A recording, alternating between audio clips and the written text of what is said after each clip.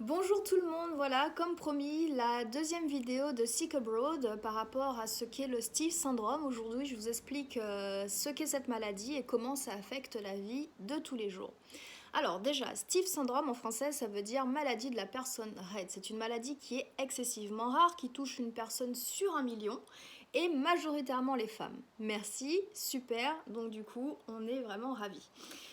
C'est quelque chose qui se développe en fait entre 30 et 60 ans. C'est une maladie auto-immune qui touche le système nerveux. Alors, comment est-ce que ça se manifeste concrètement? Par de la rigidité dans les muscles. Donc en fait, c'est quelque chose qui est progressif. Hein. C'est pas du jour au lendemain où on devient complètement malade. Non, non, ça arrive progressivement.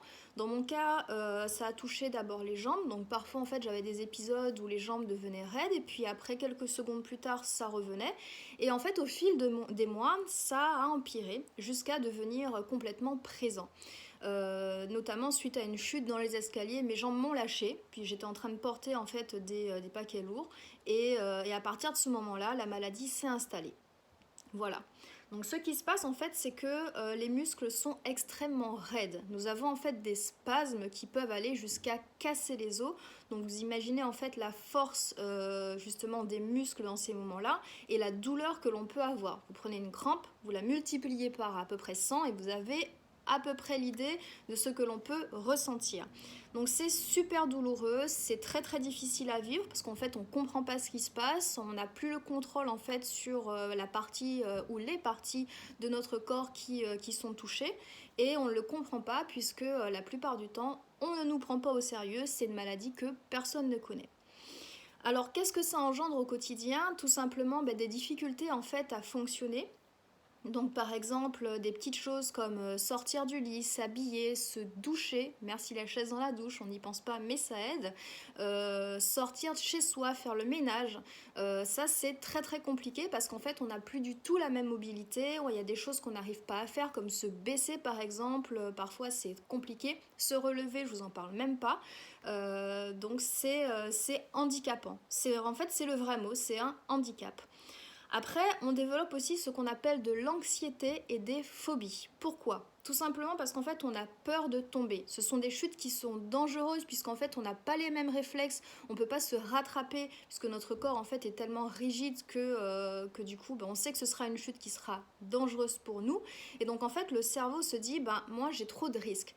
Donc par exemple, sur des espaces qui sont ouverts, qui n'ont pas par exemple de repères visuels autour comme un passage piéton, ou alors les hauteurs, donc je parle pas des escalators qui sont hauts, les escaliers qui sont pentus, alors du coup aussi il y a aussi tous les ascenseurs qui sont en verre, on voit tout autour, ça du coup on se fige, on se bloque. Est-ce que quelqu'un pourrait faire juste des ascenseurs? En fait il n'y a rien et c'est fermé, ça serait déjà pas mal. Mais non.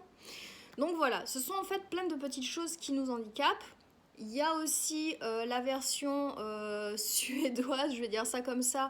Moi j'ai en fait vraiment la phobie de glisser, donc dès que je vois qu'il y a une surface lisse, comme du verglas, comme de la neige en fait qui se serait en fait durcie, là clairement je ne peux pas. Je peux pas te sortir de chez moi, je peux pas fonctionner. Je me suis déjà retrouvée bloquée en fait au milieu de la rue. C'est très très compliqué. Après, il y a aussi ce qu'on appelle les crises, parce qu'il n'y a pas que les symptômes au quotidien, on a des crises qui peuvent être plus ou moins violentes. Les moins violentes, et encore, ça c'est un euphémisme, ça va donner des spasmes qui sont prolongés, ça peut durer quelques minutes jusqu'à plusieurs heures, voire plusieurs jours. C'est affreux, c'est à en hurler, sincèrement, j'exagère pas, c'est vraiment très très compliqué. Et après, quand on a des crises qui deviennent de plus en plus compliquées, et violente, ce qui maintenant est mon cas puisque il y a 3 semaines, voilà, j'en ai fait une et je pense que ça a été la plus difficile depuis que je suis tombée malade. Donc là, en fait, on a des mouvements involontaires du corps, ce qu'on appelle myoclonie. Donc des mouvements de la tête qui bougent toutes seules, ça donne un peu comme Parkinson mais un peu plus violent. Les yeux aussi qui bougent, les mains qui sont crispées, figées dans cette position, la jambe qui est du coup complètement tordue et du coup contractée, on n'arrive pas à marcher, on n'arrive pas à se déplacer, la parole, moi je pouvais même plus parler ou alors très difficilement, les mots sortaient pas, c'est c'est en fait angoissant. C'est même pire qu'angoissant, c'est flippant, que ce soit pour nous de le vivre, parce que du coup on n'est plus du tout maître de notre corps, ou alors du coup par rapport en fait à nos proches. Voilà. Donc c'est en gros ce à quoi peut ressembler la maladie. Dans la seconde vidéo, je vous expliquerai après tout ce qui est traitement, diagnostic, ces choses-là, mais au moins maintenant vous avez une petite idée de à quoi peut ressembler le quotidien de quelqu'un qui a un Steve syndrome. Merci de m'avoir écouté, je vous dis à bientôt et puis merci de me suivre. Je vous souhaite une très belle journée.